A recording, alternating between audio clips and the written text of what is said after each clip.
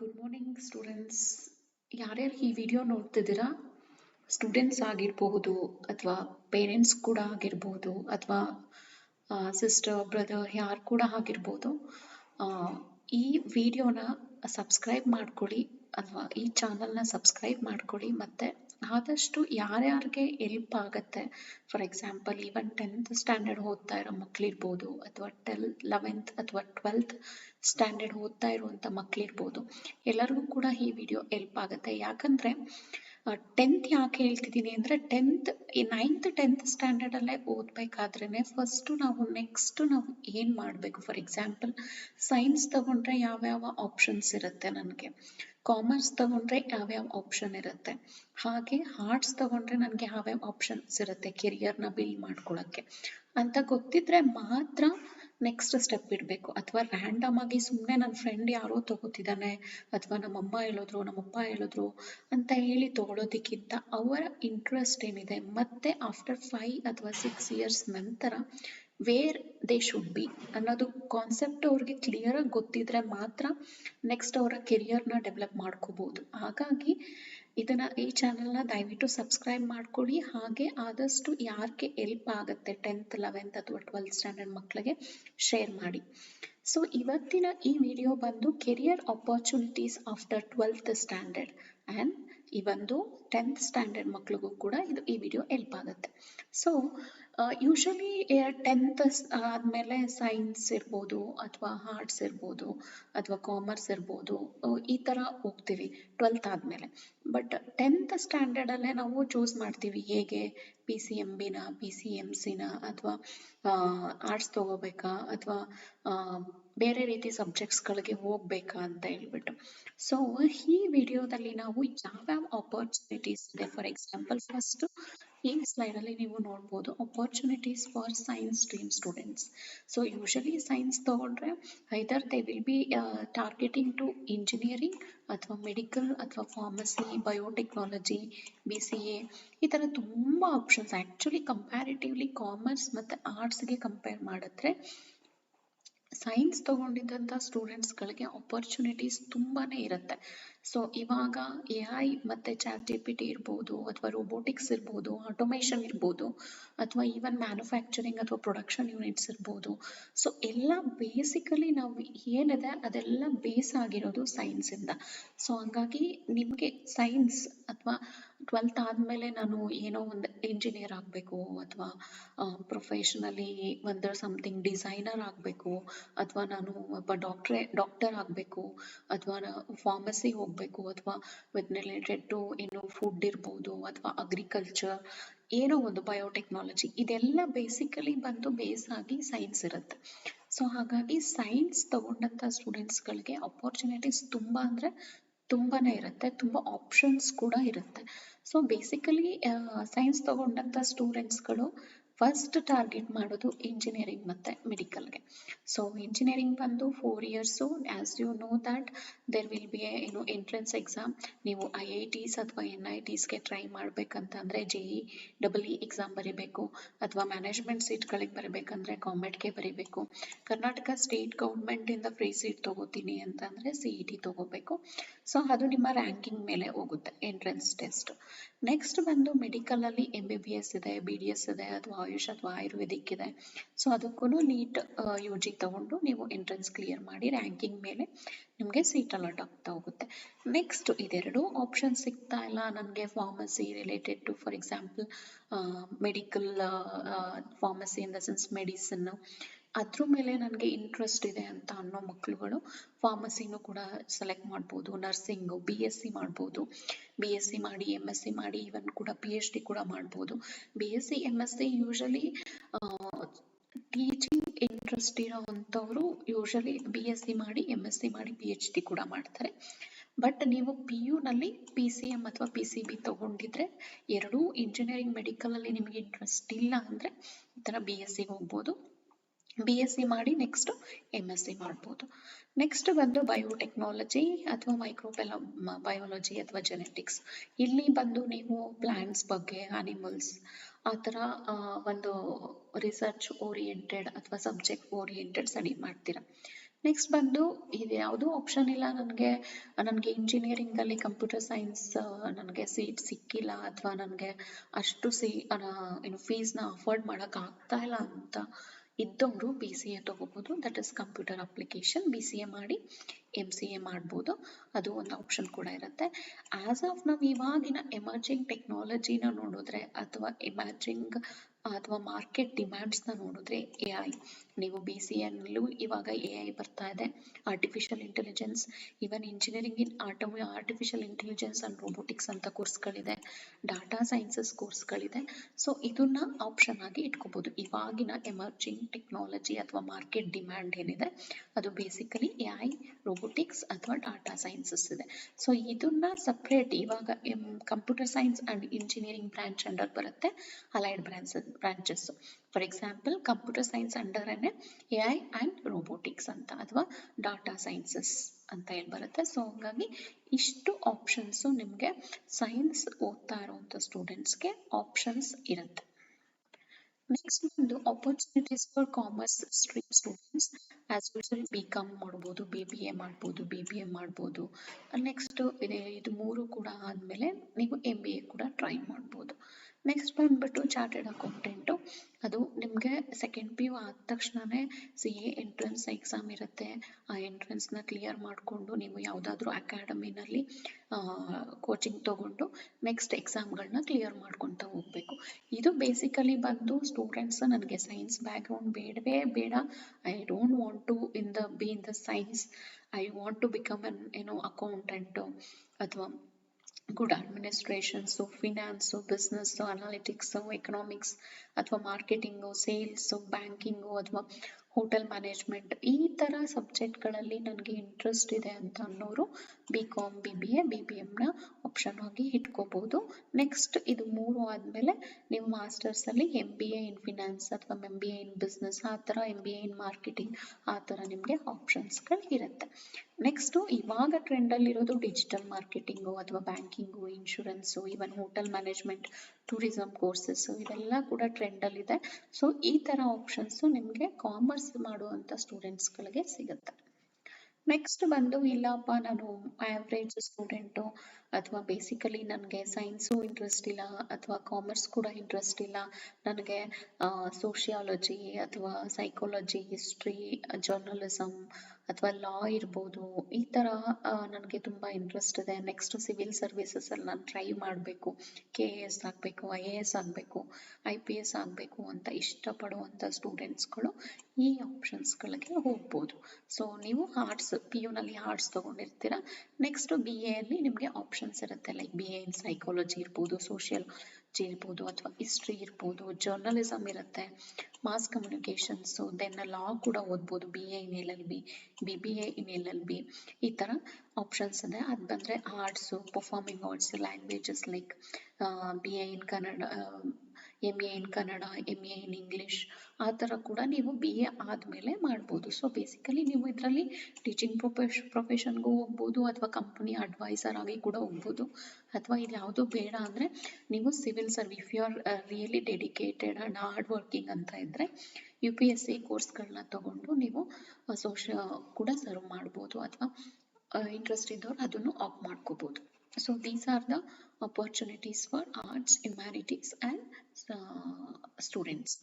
Next ಬಂದು all stream friendly career options. For example ಇಲ್ಲಿ ನೋಡ್ತಾ ಇದ್ದೀರಾ, ನೀವು ಯಾವ್ದಾದ್ರು ತಗೋಬೋದು, ಲೈಕ್ ಡಿಸೈನ್ ಇರ್ಬೋದು, ಲಾ ಇರ್ಬೋದು, hotel management, aviation, animation and game design, management, ಇದೆಲ್ಲ ನಿಮಗೆ ಸೈನ್ಸ್ ತೊಗೊಂಡು ಓದಿದ್ರು ಮಾಡ್ಬೋದು ಅಥವಾ ಕಾಮರ್ಸ್ ತೊಗೊಂಡಿದ್ರು ಮಾಡ್ಬೋದು, ಈವನ್ ಆರ್ಟ್ಸ್ ಕೂಡ ತೊಗೊಂಡಿದ್ರು ಕೂಡ ಈ ಕೋರ್ಸಸ್ನ ಮಾಡ್ಬೋದು. ನೆಕ್ಸ್ಟ್ ಇದೆಲ್ಲ ಬಂದ್ಬಿಟ್ಟು skill based digital career oriented courses, ಅಥವಾ ನೀವು ತುಂಬ ಇಂಟ್ರೆಸ್ಟ್ ಇದ್ದರೆ ಡಿಸೈನ್, ಫಾರ್ ಎಕ್ಸಾಂಪಲ್ ಮ್ಯಾನುಫ್ಯಾಕ್ಚರಿಂಗ್ ಅಥವಾ ಪ್ರೊಡಕ್ಷನ್ ಅಥವಾ ಪ್ರಾಡಕ್ಟ್ ಡಿಸೈನ್ ಇರ್ಬೋದು, ಮಾರ್ಕೆಟಿಂಗ್ ಡಿಸೈನ್ ಇರ್ಬೋದು, ಮತ್ತು ಡಾಟಾ ಅನಾಲಿಟಿಕ್ಸ್ ಕೂಡ, ಅದು ಒಂದೊಂದು ಕೋರ್ಸ್ಗಳಿರುತ್ತೆ. ನೀವು ಅದನ್ನು ತೊಗೊಂಡು ಓದಿದ್ರೆ you can go with the data analytics ಅಥವಾ ಡಾಟಾ ಅನಲೈಸರ್, ಕೋಡಿಂಗು, AI ಅಥವಾ artificial intelligence, machine learning, full stack. So ಇದೆಲ್ಲ ನಿಮಗೆ ಪ್ರೊಫೆಷ್ನಲ್ ಕೋರ್ಸಸ್ ಥರ ನಿಮಗೆ ಯಾವುದಾದ್ರೂ ಕೋಚಿಂಗ್ ಇನ್ಸ್ಟಿಟ್ಯೂಟ್ಗಳಿಗೆ ಹೋದರೆ ನೀವು ಅಲ್ಲಿ 6 ಮಂತ್ಸ್ ಅಥವಾ 1 ಇಯರ್ ಟು ಕೋರ್ಸ್ ಇರುತ್ತೆ. ಸ್ವಲ್ಪ ಅಮೌಂಟ್ ಫೀಸ್ ಕೂಡ ಇರುತ್ತೆ, ಅದನ್ನು ಪೇ ಮಾಡಿದ್ರೆ ಇದೆಲ್ಲ ನಿಮಗೆ like skill based certification courses. ನಿಮಗೆ ಡಿಗ್ರಿ ಥರ ಅವಾರ್ಡ್ ಮಾಡಲ್ಲ, ಸರ್ಟಿಫಿಕೇಶನ್ ಕೋರ್ಸಸ್ಸು. ಬಟ್ ಅದನ್ನು ಬೇಸಾಗಿ ಇಟ್ಕೊಂಡು ನೀವು ಕಂಪನಿಗಳಲ್ಲಿ ಜಾಬ್ಗೆ ಟ್ರೈ ಮಾಡ್ಬೋದು. ಆ್ಯಂಡ್ ಒನ್ ಮೋರ್, ಇವಾಗ ನಿಮಗೆ ಗೊತ್ತು ಟ್ರೆಂಡಲ್ಲಿರೋದು ಯೂಟ್ಯೂಬರ್ ಅಥವಾ ಕಂಟೆಂಟ್ ಕ್ರಿಯೇಟರ್. ನಿಮಗೆ ಹೇಗೆ ಅನಿಸುತ್ತೆ, ಫಾರ್ ಎಕ್ಸಾಂಪಲ್ ನಿಮ್ಮಲ್ಲಿ ಏನೋ ಒಂದು ಟ್ಯಾಲೆಂಟ್ ಇದೆ ಅಥವಾ ಸ್ಕಿಲ್ ಇದೆ ಅಥವಾ ನಿಮ್ಮಲ್ಲಿ ಏನೋ ಒಂದು ಕಂಟೆಂಟ್ ಇದೆ, ಅದು ಜನ ಇಷ್ಟಪಡ್ತಾರೆ ಅಂತ ಹೇಳಿದ್ರೆ ನೀವು ಅದನ್ನು, ನಾನು ಸಜೆಸ್ಟ್ ಮಾಡೋದು ಮೇನ್ ಜಾಬ್ ಆಗಿ ಮಾಡ್ಕೋಬೇಡಿ, ಆಸ್ ಎ ಪಾರ್ಟ್ ಟೈಮ್ ಆಗಿ. ಫಾರ್ ಎಕ್ಸಾಂಪಲ್ ನೀವು ಒಂದು 12 ಅವರ್ಸ್ ನಾನು ಸ್ಟಡಿ ಕಡೆ ಕಾನ್ಸಂಟ್ರೇಟ್ ಮಾಡ್ತಾ ಇದ್ದೀನಿ, 1 ಅವರ್ ನನಗೆ ಏನೋ ಫ್ರೀ ಬೇಕು ನನಗೆ, ಅಥವಾ 1 ಅವರ್ ನಾನು 1 ಅವರಲ್ಲಿ ನಾನು ಏನೋ ಮಾಡಬೇಕು ಅಂತ ಇದ್ದಾಗ ಆ 1 ಅವರ್ನ ಡೆಡಿಕೇಟೆಡ್ ಟು ಕಂಟೆಂಟ್ ಕ್ರಿಯೇಷನ್, ಅದನ್ನು ಯೂಟ್ಯೂಬ್ಗೆ ಹಾಕೋದಿರ್ಬೋದು, ಫೇಸ್ಬುಕ್ ಇರ್ಬೋದು ಅಥವಾ ಇನ್ಸ್ಟಾಗ್ರಾಮಲ್ಲಿ ನೀವು ಪ್ರೆಸೆಂಟ್ ಮಾಡ್ಕೋಬೋದು. ಜನಕ್ಕೆ ಇಷ್ಟ ಆದರೆ ಡೆಫಿನೆಟ್ಲಿ ನಿಮಗೆ ಫಾಲೋವರ್ಸ್ ಬಂದರೆ definitely you can earn money. ಓಕೆನಾ, ಅದು ಒಂದು option.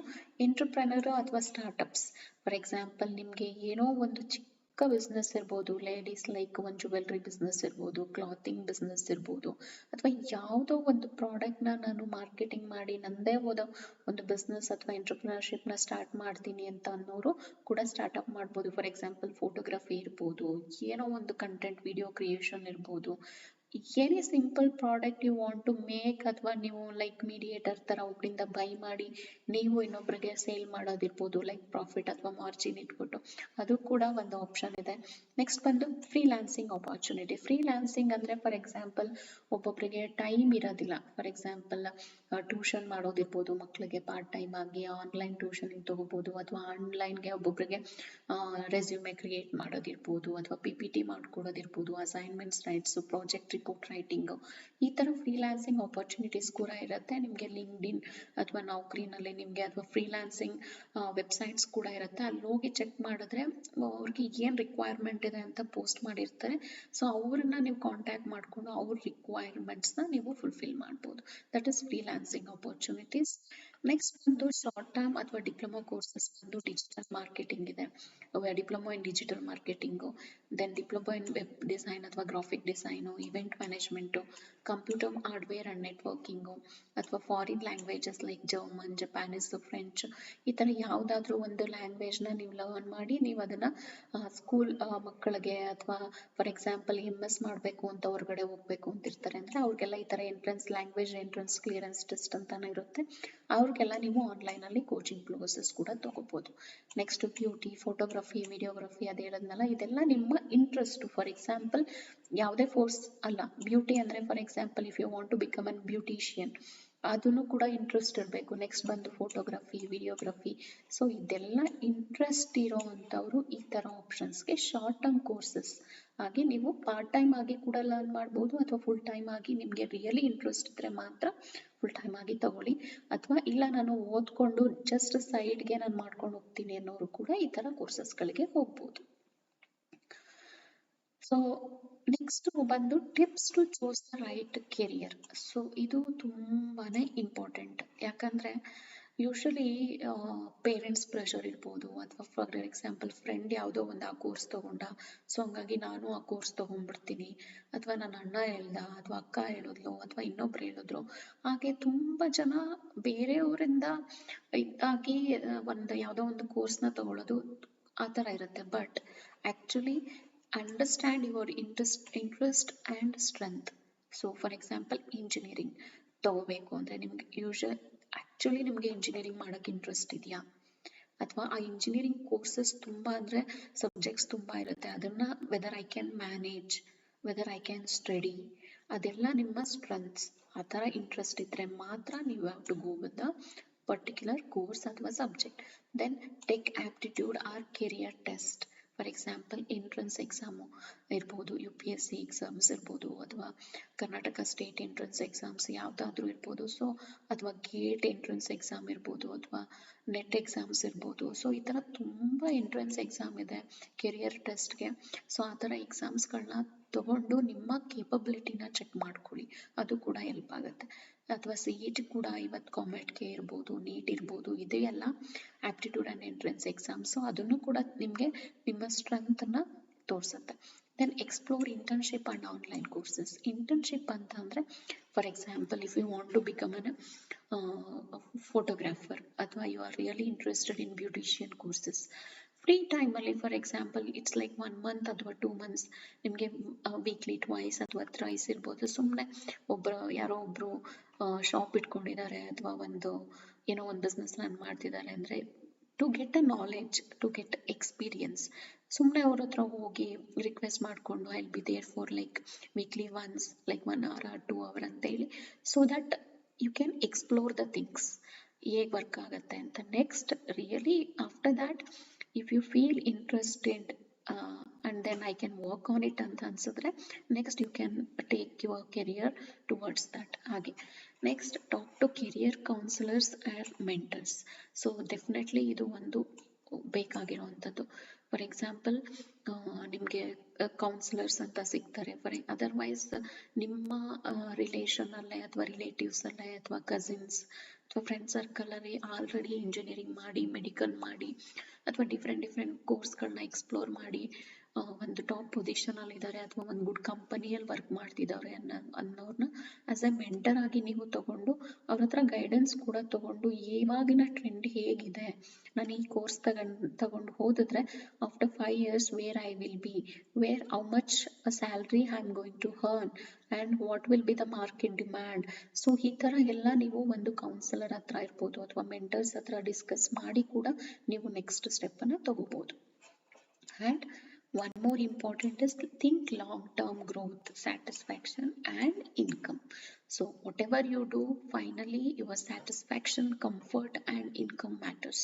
So whatever the subject you are going to choose, you should be like very careful. So after 5 years ಅಥವಾ 6 years ಅಥವಾ after 10-15 years where you will be, ನನ್ನ ಕೆರಿಯರಲ್ಲಿ ಎಷ್ಟು growth ಇರುತ್ತೆ, whether I'll be satisfied with the work or not and how much salary I'm going to earn from that.